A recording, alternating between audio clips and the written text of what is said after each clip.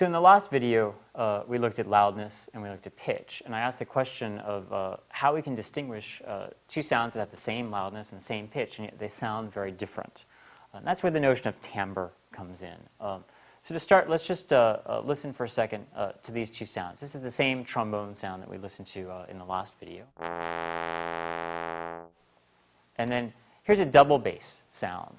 Same pitch, more or less the same loudness, but it sounds very different.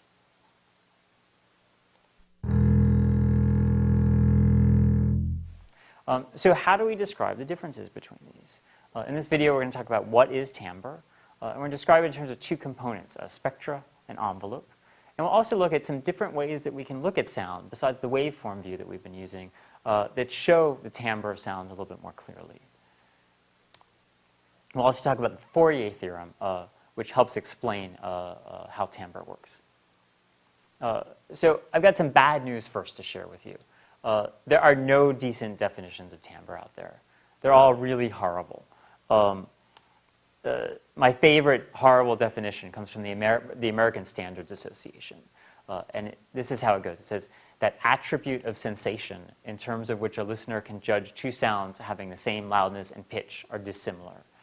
So the language is a little fancy there, but basically what it's saying is if they've got the same loudness and they've got the same pitch, but they still sound different to you, well, that's timbre. So basically, it's just a grab bag of everything else about a sound that can't be described by its loudness and pitch. That's not a really good definition because it's really just saying what it's not rather than what it is. Colloquially, we tend to define timbre as the color or the tone or something like that. And that's fine. It gives us a general sense of what we're talking about with timbre, but it doesn't get into any specifics. It's really just a metaphor to explain, again, in this vague way, well, it's this other stuff that we don't really have a good way to describe. So the way we're going to talk about timbre in this course is in terms of two key components, spectra and envelope. So we're going to talk about those in a little bit more detail now.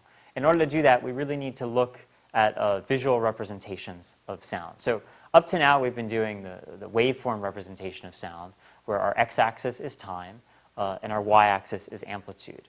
What we have here is a sound spectrum, a visual spectral representation of sound, which is basically showing where there's energy in different frequencies. So what we have on our x-axis here is frequency, and our y-axis is decibels. And so what we can see in this one on the left, this is a sine wave at 440 hertz. It's a little hard to read the units on this diagram, but this is 440 hertz on my x-axis, and you can see my peak right there, showing that I have my sine wave has this peak of energy at the 440 hertz point. And so we can listen to that.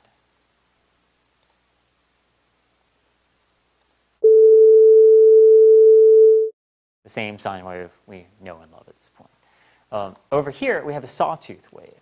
And so you see a number of peaks here. So you see a peak at 440 hertz, and then another one at 880, and at 1320 and 1760, and so on and so forth. So these are all coming at integer multiples of that fundamental frequency of 400. So we're at 1 times, 2 times, 3 times, 4 times, 5 times, 6 times, and on and on and on. And you can notice each one is at a lower decibels than the one that came before it. So our most energy here is at 440, and then it goes down and down and down and down and down from there. Now, this recording might be a little bit loud, so watch the volume on your headphones or your speakers, but this is the sawtooth wave.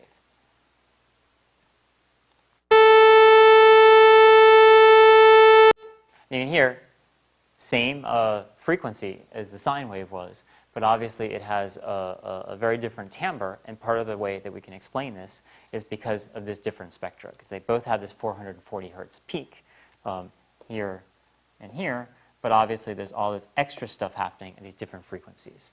And as we saw in the last video, we're not hearing these all as separate sine waves or separate frequency components. They're all kind of blending together to create this single sound in our minds.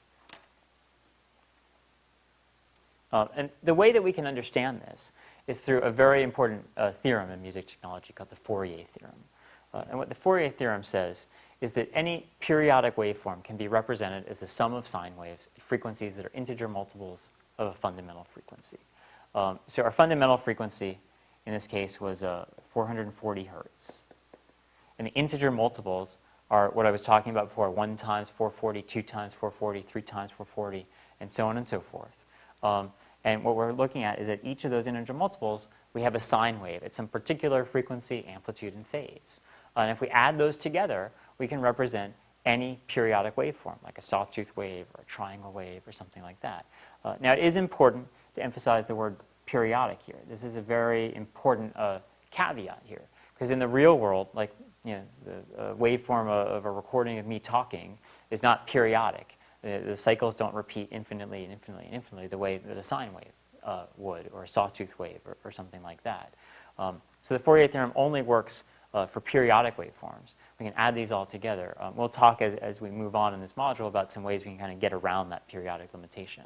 But for now, we kind of have to deal with that. So let me show you a little bit more what I mean here. We're going to go over here, and this is actually a sawtooth wave. We have on our x-axis here is actually time, and our y-axis is frequency. So I have my 440 hertz sine wave here, and 880, and so on and so forth. And as these add together again and again and again, we eventually, if I do all of them, get the full sawtooth wave.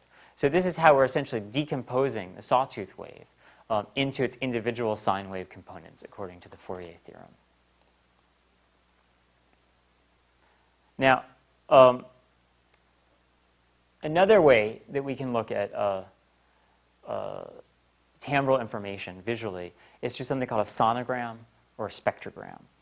And this diagram is a little bit different because what we have on the x-axis now is time, and our y-axis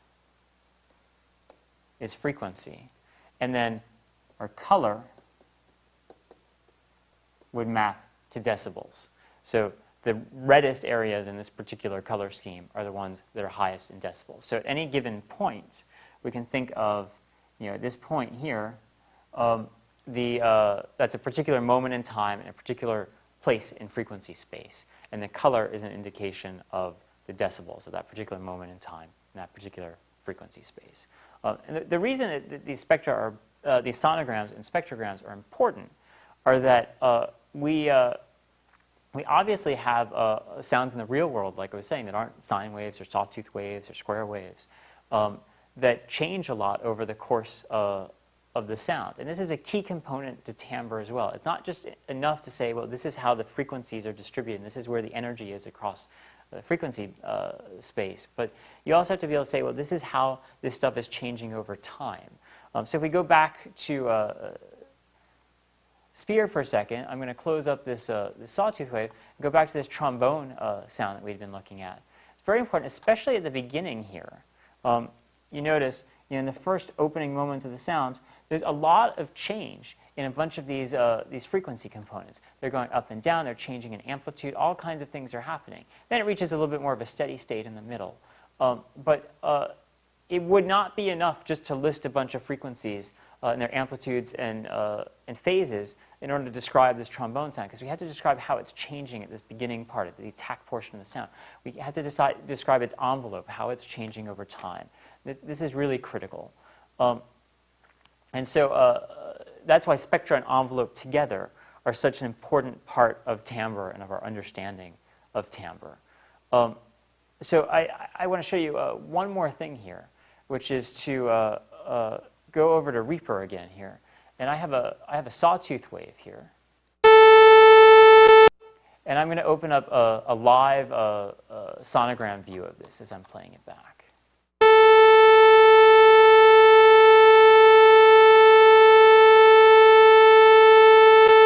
Okay, so there were some little hiccups at the moment that I started and stopped the sound. But in general, in the middle of this, you can see that it's just these straight lines, these frequency components, according to the Fourier theorem, that are never changing.